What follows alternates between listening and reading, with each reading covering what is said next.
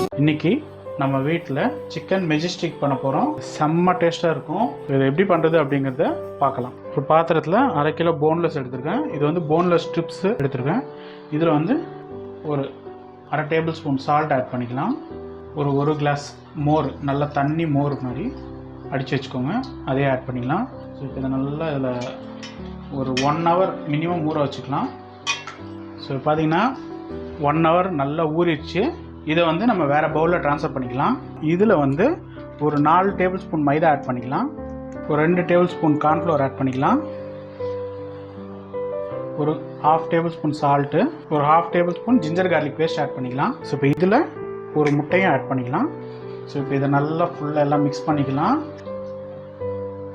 So இப்போ அடுப்பத்தை வச்சு கடாயை வச்சு எண்ணெயை ஊற்றியாச்சு.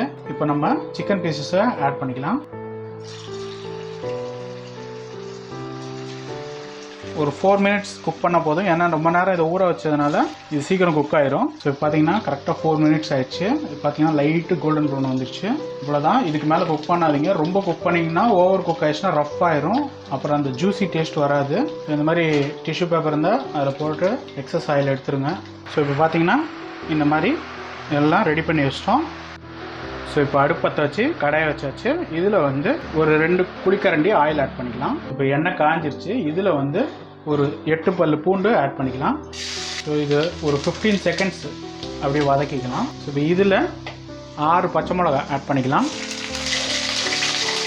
இதில் 1 டேபிள் ஸ்பூன் மிளகாத்தூள், 1/4 டேபிள் ஸ்பூன் மஞ்சத்தூள், 2 டேபிள் ஸ்பூன் தனியாத்தூள் ஆட் பண்ணிக்கலாம். இப்போ இதெல்லாம் நல்லா மிக்ஸ் பண்ணிக்கலாம். இதெல்லாம் ஸ்லோ ஃப்ளேமில் தான் மிக்ஸ் பண்ணணும். இதில் கொஞ்சம் கொத்தமல்லியும் புதினாவும் ஆட் பண்ணிக்கலாம். இதையும் லைட்டாக மிக்ஸ் பண்ணிக்கலாம். இப்போ டேஸ்ட்டு கொஞ்சம் சால்ட் ஆட் பண்ணிக்கலாம். இதில் ஒரு 100 கிராம் தயிர் ஆட் பண்ணிக்கிறேன். இப்போ இது சிம்லேயே வச்சு நல்லா மிக்ஸ் பண்ணிக்கலாம். இப்போ இதில் ஒரு 1/2 tablespoon soya sauce add பண்ணிக்கலாம். இப்போ இது மீடியம் ஃப்ளேம்லேயே கொஞ்சம் நேரம் கிளறி விடலாம். இப்போ இதில் 2 ஸ்லிட் பண்ண சில்லிஸ் ஆட் பண்ணிக்கலாம். இப்போ இதில் ஃப்ரை பண்ண சிக்கன் பீசஸ் ஆட் பண்ணிவிட்டு நல்லா கிளறி விட்டுக்கலாம். ஃபைனலாக கொஞ்சம் கொத்தமல்லியும் புதினாவும் கார்னிஷ்க்கு ஆட் பண்ணிக்கலாம். இதையும் நல்லா மிக்ஸ் பண்ணிக்கலாம்.